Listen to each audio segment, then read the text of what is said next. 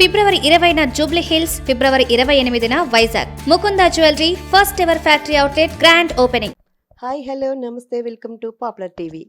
ప్రస్తుతం కరీంనగర్లో విద్యారంగంలో తనకంటూ ఒక ప్రత్యేక స్థానాన్ని ఏర్పాటు చేసుకున్న వివేకానంద విద్యానికేతన్ విద్యా సంస్థల అధినేత సౌగాని కొమరయ్య గారితో మనం ఉన్నామండి. సౌగాని కొమరయ్య గారు అటు విద్యా సంస్థలు నడిపిస్తూనే ఇటు రాజకీయ రంగం వైపు రావాలనుకొని తన వంతు ప్రయత్నం చేయబోతున్నారు. సో మరిన్ని విషయాలు కొమరయ్య సార్ని అడిగి తెలుసుకుందాం. నమస్తే సార్.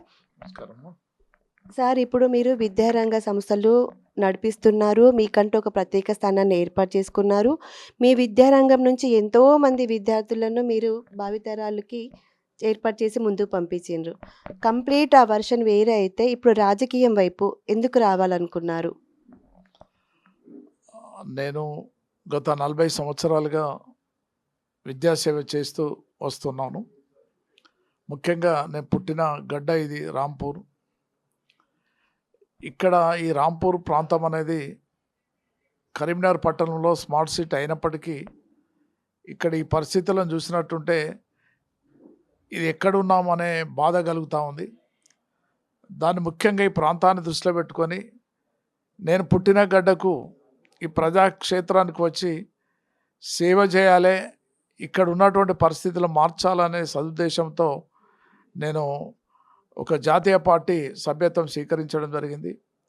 ముఖ్యంగా పార్టీ నాయకులు ఏదైతే ఉందో ఇక్కడ ఉన్నటువంటి డివిజన్కు తప్పకుండా మీకు కార్పొరేటర్కు అవకాశం ఇస్తానని చెప్పడంతో ఈ ప్రాంతాన్ని నా ప్రాంతమే కాబట్టి ఈ ప్రాంతాన్ని ఎన్నుకొని అభివృద్ధి చేసే దశలో నేను ఉంటానని ముందుకొచ్చాను.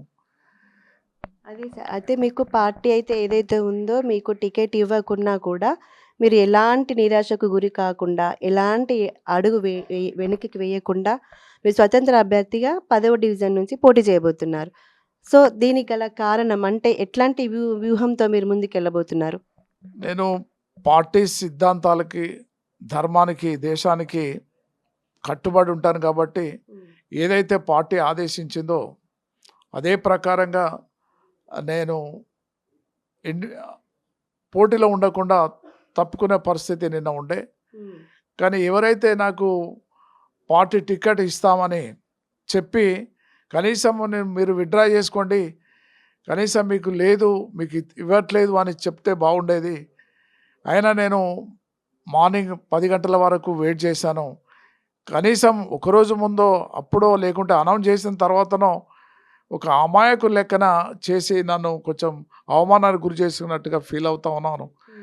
అప్పుడు ఇక్కడ ఉన్నటువంటి ప్రాంతంలో ఉన్నటువంటి వేలాది మంది విద్యార్థులను ఇక్కడ చదువుకొని ఉన్నారు కాబట్టి గిద్దపెరుమల సాక్షిగా గిద్దపెరుమల టెంపుల్కి వచ్చి మేము ప్రతిజ్ఞ చేస్తూ ఉన్నాం, మిమ్మలను ఈ వార్డు నుండి గెలిపించుకొని తీసుకెళ్ళి అదే పార్టీలో జాయిన్ చేస్తాం, లేకుంటే మీ ఇష్టమైన పార్టీకి వెళ్ళవచ్చు, కానీ మీరు తప్పకుండా ఇండిపెండెంట్గా ఇక్కడి నుంచి పోటీ చేయాలని పట్టుదలతో ఇక్కడ విద్యార్థి లోకం అంతా ఉన్నారు.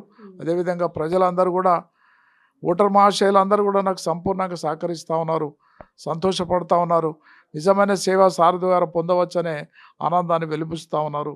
మీకు ఏ పార్టీ అయితే ఇప్పుడు టికెట్ ఇవ్వలేదో మీరు ఎలాంటి బాధపడకుండా ఇప్పుడు గిద్దెపరమెల్ల గుడికి వెళ్ళి అక్కడ మీరు ప్రమాణ స్వీకారం చేసుకొని మీ సెల్ఫ్గా చేసుకొని మీరు స్వతంత్ర అభ్యర్థిగా 10వ డివిజన్ నుంచి పోటీ చేయబోతున్నారు.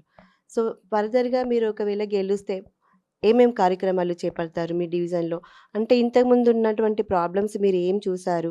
ఇప్పుడు ఒకవేళ మీరు గెలిచిన తర్వాత ఏమేమి ప్రాబ్లమ్స్ సాల్వ్ చేసి ఇంకా ఫర్దర్ వాటికి ఏం యాడ్ చేయాలనుకుంటున్నారు? ప్రజలకి ఇవైతే బాగుంటుంది నా ఆయాంలో అని మీకు ఎలాంటి ఆలోచనలు చేసుకున్నారా?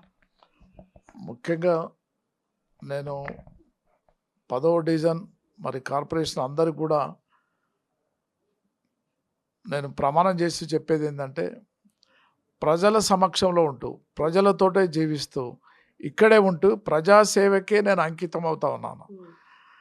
ఇక్కడ గతంలో గిద్దపెరుమల టెంపుల్ ఏదైతే ఉందో, గతంలో నేను చైర్మన్ ఉన్న పరిస్థితిలో ఇక్కడ ఉన్నటువంటి 42 ఎకరాల స్థలాన్ని అది అన్యాక్రాంతం కాకుండా కాపాడిన సందర్భం ప్రజలకు తెలుసు. ఇక్కడ ఉన్నటువంటి శిథిలావస్థలో ఉన్నటువంటి గిద్దెపెరమల టెంపుల్ ఏదైతే ఆలయం ఉందో ఆ ఆలయాన్ని తీర్చిదిద్ది అక్కడ ఒక గోశాల, మరి వసతి గృహాలు, చుట్టూ కాంపౌండ్ వాళ్ళు, ఇట్లాంటి చాలా అభివృద్ధి చేసిన దశ వీళ్ళందరూ కూడా ప్రజలు గమనించారు, తెలుసు. అదే దశలో దాన్ని ఒక గొప్ప ఆధ్యాత్మిక కేంద్రంగా తీర్చిదిద్దాలన్న ఆలోచనతో నేను ఇక్కడ సేవ చేయాలని అనుకుంటా ఉన్నాను. విద్యారంగం అనేది కంప్లీట్ వేరే రూటు. మీరు ఆధ్యాత్మికం వైపు కూడా వెళ్ళినారు. మళ్ళీ ఇప్పుడు కంప్లీట్ ఇటు రాజకీయం వైపు. సో ఈ 3 మీరు ఎలా బ్యాలెన్స్ చేయగలుగుతారు? నేను ఇప్పుడు గతంలో విద్యాసేవ చేసినప్పటికీ మనిషి అన్న వరకు ఒక రిటైర్మెంట్ ఉంటుంది. నా ఈ శేష జీవితంలో ప్రజల కొరకు అంకితమై ప్రజా సేవ చేయాలనే సదుద్దేశంతో మాత్రమే వచ్చాను. దీని ద్వారా ఆధ్యాత్మిక సేవ కూడా చేయాలనే తలంపు నాకు ఉంది. కాబట్టి నేను ఇక్కడే ఉండి ఈ 2 పూర్తి దశలో నాకున్నటువంటి ఈ కాలాన్ని సంపూర్ణంగా పూర్తి చేస్తానని ప్రగాఢ నమ్మకం నాకుంది. ఇప్పుడు మీరు స్వతంత్ర అభ్యర్థిగా పోటీ చేయబోతున్నారని మీ డివిజన్ వాసులకు తెలిసిన తర్వాత వాళ్ళ యొక్క ఫీలింగ్ ఏంటండి? నేను నిన్నటి వరకు ఒక బీజేపీ అభ్యర్థిగానే వాళ్ళు చూశారు. ఇవాళ సమాజం అంతా కూడా సంబరపడతా ఉన్నారు. ఎందుకంటే కుమరయ్య సార్ ఒక్కటే పార్టీ అనుకున్నాం, కానీ ఇవాళ అన్ని పార్టీల మనిషి అయ్యిండు. కాంగ్రెస్, అటు బీఆర్ఎస్, ఇటు బీజేపీ, ఈ మిగతా పార్టీలు అన్ని పార్టీలకు సంబంధించిన వాడు అందరి వాడైండు. కాబట్టి అందరూ సార్కు ఓటేసి గెలిపించాలి, తప్పకుండా వారిని అత్యధిక మెజార్టీలో చూపించాలనే ఆలోచనలో ప్రజలు సంబరాచార్యలో పడుతూ ఉన్నారు. ప్రధానంగా మీరు గెలిస్తే అంటే రోడ్లు అలాంటివి ఏం చేస్తారు? ఏ సదుపాయాలు చేకూర్చుకుంటారు ఇక్కడ మీరు? ఇక్కడ ఉన్నటువంటి రోడ్లను చూస్తే ప్రజలకు చాలామందికి ఇబ్బందికరంగా ఉన్నాయి. ముఖ్యంగా డ్రైనేజ్ సిస్టమ్ సరిగ్గా లేదు, ఒక ప్లాన్ సిస్టమ్ జరగలేదు. ఆ రోడ్స్ కూడా చాలా ఇబ్బందికరంగా ఉన్నాయి. వాటిని చూసిన తర్వాత తప్పకుండా అవి మార్చే దశలో నా ప్రయత్నం ఉంటుంది.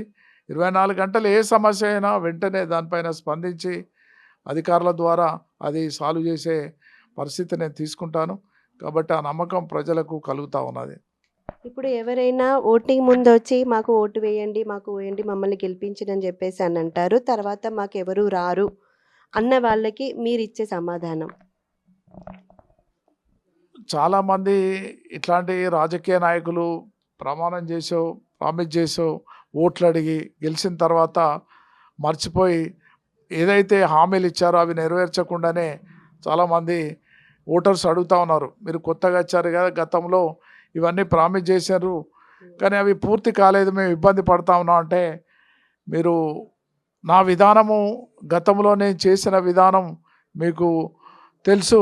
ఇక్కడ గ్రామ పంచాయతీ నుండి ఇక్కడ కట్టరాంపూర్ అనేది ఏ పరిస్థితిలో ఉండే, గ్రామ పంచాయతీ సర్పంచ్గా మరి వారి కార్యవర్గ సభ్యులుగా గెలిపించిన అనుభవం నాకుంది.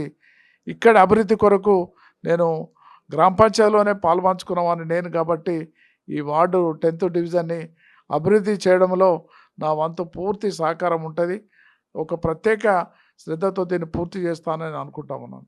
ఇప్పుడు పార్టీ తరపున మీకు సింబల్ ఇవ్వడం అయితే జరిగింది. ఏ సింబల్ వచ్చింది మీకు గుర్తు? ఇప్పుడు ఇండిపెండెంట్ కాబట్టి నాది ఏసీ గుర్తు వచ్చింది, పార్టీ గుర్తు కాదు. ఏసీ గుర్తు నాకు ఇవ్వడం జరిగింది. ఏసీ మీ గుర్తు ఇప్పుడు ఏసీ. స్వతంత్రంగా పోటీ చేయబోతున్నారు కాబట్టి మీ గుర్తు ఏసీ. సో ఇప్పుడు మనకి ఇంకా కొన్ని రోజులే ఉన్నాయి. మనం ప్రజల్లోకి వెళ్ళి మనం ఏం చేయగలుగుతున్నాం అనేది చెప్పుకోవడానికి చాలా కొద్ది సమయమే ఉంది. ఈ కొద్ది సమయాన్ని మీరు ఎలా వినియోగించుకుంటున్నారు? నేను ఒక ప్రత్యేకమైన ప్లాన్ ఉంది. ఓటర్స్ దగ్గరికి ఆల్రెడీ నేను గడప గడపకు ప్రతి ఓటర్స్ దగ్గరికి వెళ్ళాను. ఒక ఆశయంతో వచ్చాను నేను. నా విధి విధానాలు మీకు అన్నీ తెలుసు. ఇవి నేను తప్పకుండా సంపూర్ణంగా పూర్తి చేస్తానని ప్రతి ఓటర్స్ని కలవడం జరిగింది. వెంటనే సార్కి ఇండిపెండెంట్గా పోటీ చేస్తున్న ఇదే మార్నింగ్ ఇవాళ గిద్దెపెరమల సాక్షిగా ఇండిపెండెంట్ అభ్యర్థిగా నిలబడంతో వాళ్ళు చాలా సంతోషపడ్డారు. సాయంత్రం వరకు ఇంతకుముందే ఆ గుర్తు రావడం, ప్రజలందరికీ కూడా ఆ గుర్తు ఇప్పటికే చేరిపోయింది. తప్పకుండా ఆ గుర్తుపైన ఓటు వేసి నన్ను అత్యధిక మెజార్టీతో గెలిపిస్తారని భావిస్తా ఉన్నాను. కొమరయ్య సారు, ఇప్పుడు మీరు సంస్థలు నడిపిస్తున్నారు. అక్కడ చాలామంది వివిధ రకమైనటువంటి మెంటాలిటీ పేరెంట్స్ గానీ వస్తూ ఉంటారు. వివిధ రకమైనటువంటి పిల్లలుంటారు.